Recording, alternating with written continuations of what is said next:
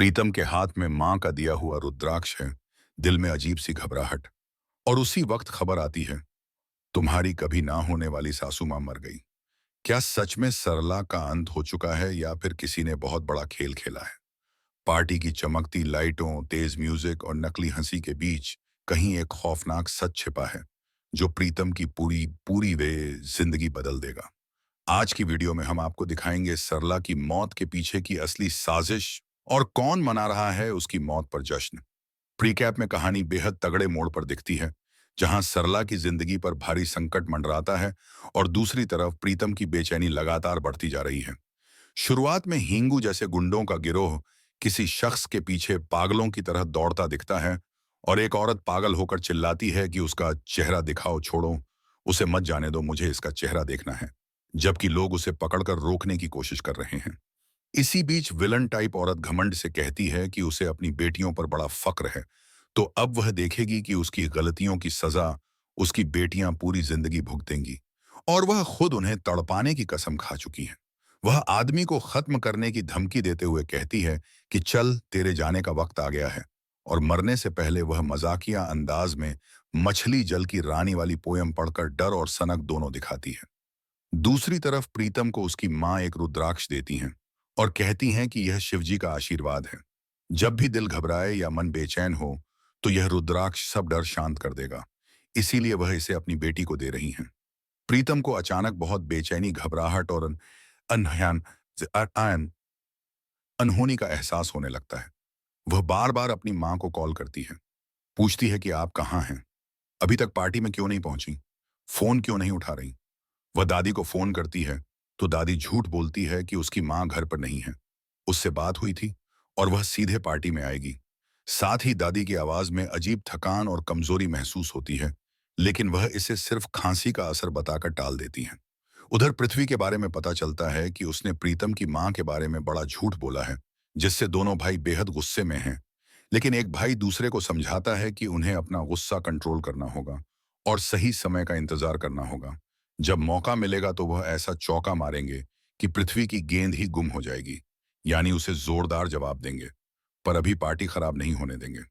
बीच में हल्की सी कॉमिक बातचीत होती है, जहां वे पृथ्वी को दाढ़ी वाला बकरा और बैल जैसा कहते हैं और तय करते हैं कि उसे उनकी तकलीफ का मजा लेने का मौका नहीं देना है।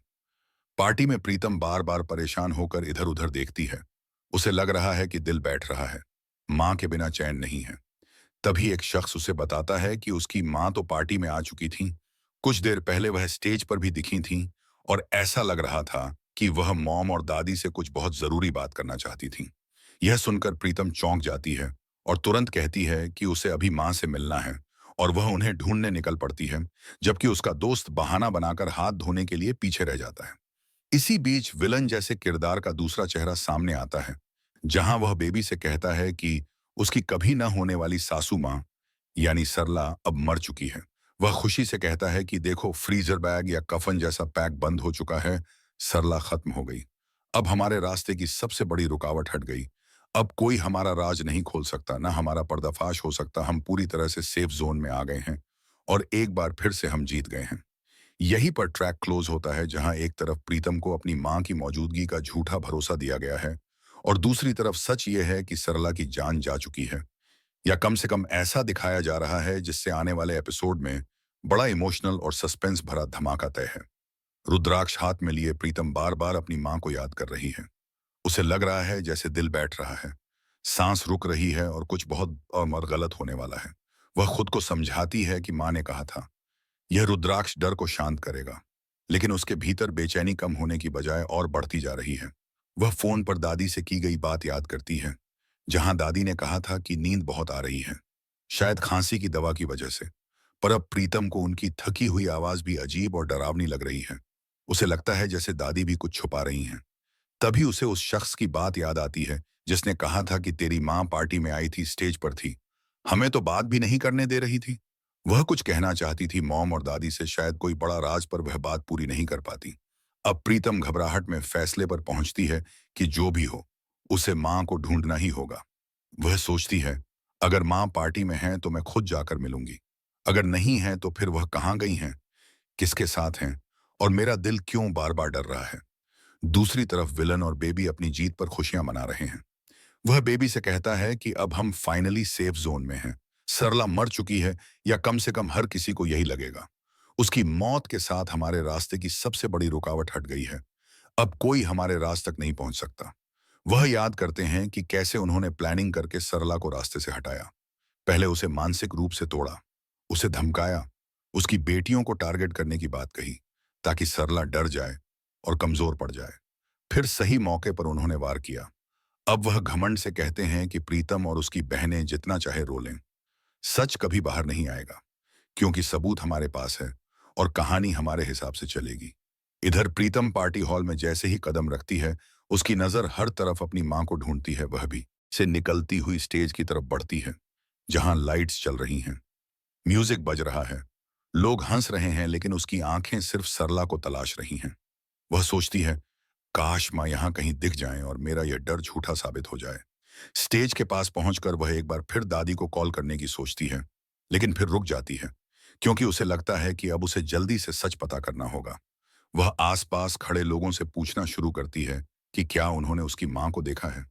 कोई कहता है, हाँ, शायद थोड़ी देर पहले सफेद साड़ी में कोई लेडी इधर से गई थी। तो कोई कहता है कि उसे ठीक से याद नहीं है। प्रीतम की बेचैनी और बढ़ती है। उसी वक्त उसका दोस्त दूर से उसे देख रहा होता है। वह जानता है कि अगर प्रीतम को सरला से जुड़ी सच्चाई का थोड़ा भी अंदेशा हुआ, तो पूरी प्लानिंग हिल जाएगी। वह अपने आप से कहता है कि अभी इसे संभालना होगा, इसे मां तक पहुंचने नहीं देना है, जब तक हम पूरी तरह से सेफ न हो जाएं। उधर दूसरी ओर एक कोने में ठंडी और अंधेरी जगह पर सरला की निश्चल देह रखी है, या फिर उसे मृत दिखाया जा रहा है। उसके पास खड़े दो लोग धीमी आवाज में बात कर रहे हैं। एक कहता है कि इस बार काम बहुत साफ हुआ है, कोई शक भी नहीं करेगा। दूसरा कहता है कि बस बॉडी को सही समय पर सही जगह पहुंचा देना है और कहानी वहीं खत्म हो जाएगी। उनके मुंह से निकला हर शब्द प्रीतम के डर को सच साबित करने जैसा है, पर अभी तक वह इन सब से अनजान है। वह सिर्फ यह महसूस कर रही है कि कुछ बहुत अब बड़ा गलत उसके घर के साथ होने वाला है या हो चुका है। वह रुद्राक्ष को कसकर पकड़ती है और मन ही मन शिवजी से प्रार्थना करती है कि माँ जहां भी हों सुरक्षित हों, और अगर सच में कोई अनहोनी हुई हो तो उसे सच जानने की ताकत मिले। वह तय करती है कि चाहे कुछ भी हो जाए, वह अपनी माँ और अपनी फैमिली के साथ हुई हर साजिश का सच सामने लाकर रहेगी, और जिन लोगों ने उनकी खुशियों के साथ खेला है, उन्हें सजा दिलवाएगी। आने वाले ट्रैक में कहानी यहीं से उठेगी, जहां प्रीतम की बेचैनी, उसकी माँ की गुमशुदगी और सरला की रहस्यमयी मौत या नकली मौत के बीच का कनेक्शन धीरे धीरे खुलना शुरू होगा।